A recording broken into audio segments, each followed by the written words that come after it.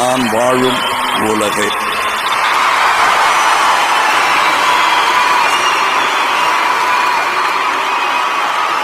இது நீளமான கதை, அதுவும் 3 பாகம். அதை எங்கிருந்து ஆரம்பிக்கிறதுன்னு யோசிக்கிறேன். சங்கர் அவர்களை பற்றி பாராட்டுவதற்காக சொல்லவில்லை. அதாவது அவர் முதலில் படம் எடுக்கணும்னு முடிவு பண்ணும்போது என்கிட்ட தான் வந்தார். அவருக்கு ஞாபகம் இருக்குன்னு நினைக்கிறேன். என்னுடைய கருத்து வேறையாக இருந்தது. அதை ஏற்றுக்கொண்டார்.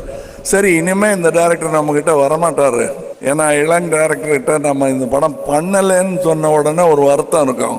நான் யாருன்னு ஜெயிச்சுட்டு வரேன் பாருன்னு வராமல் இருந்துடுவாங்க. அப்படி பண்ண போகிறாருன்னு நினச்சிட்டு இருந்தேன் நான். அந்த படம் வெற்றியான பிறகு இன்னொரு படத்தை எடுத்துகிட்டு வந்தார்.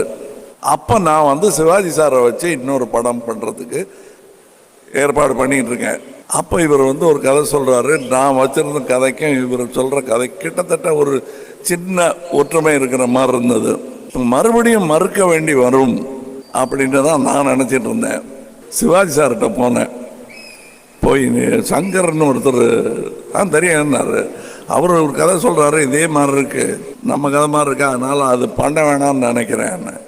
டே, நானும் நீ அப்பா மகனாக நடிச்சிருக்க, அவர் சொல்கிற கதையில் நீயே அப்பா நீயே மகன், அதை பண்ணு அப்படின்னு எனக்கு ஊக்குவித்தவர் அவர் தான். அதனால தான் இந்தியன் படம் நான் பண்ணேன். சுபாஸ்கரன் அவர்களை பற்றி சொல்லும் பொழுது இன்னைக்கு இந்த உண்மையை சொல்லியே ஆக வேண்டும். அவர் இந்த படத்துடைய ஃப்ரேம்ஸ் எவ்வளோ பார்த்துருக்காருன்னு தெரியாது. கண்டிப்பாக படம் பார்க்கல. அவர் ட்ரெய்லர் வேண்டாம் பார்த்துருப்பாரு.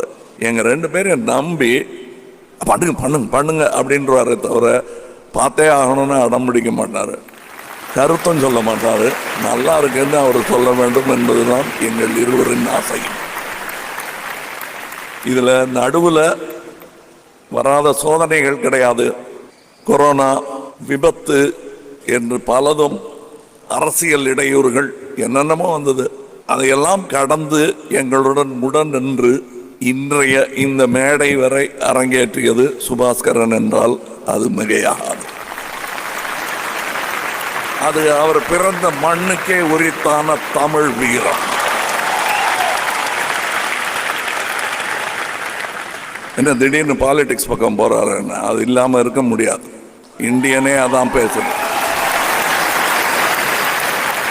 இப்போ இந்த மேடையில் நான் இன்னொருவர் சார்பாக பேசிக் கொண்டிருக்கிறேன். செண்பகமூர்த்தியும் இன்னொருவர் சார்பாகத்தான் இங்கே வந்திருக்கிறார். எங்களுக்கு உறுதுணையாக இருந்த உதயநிதிக்கு மக்கள் வேறு பொறுப்பு கொடுத்திருக்கிறார்கள்.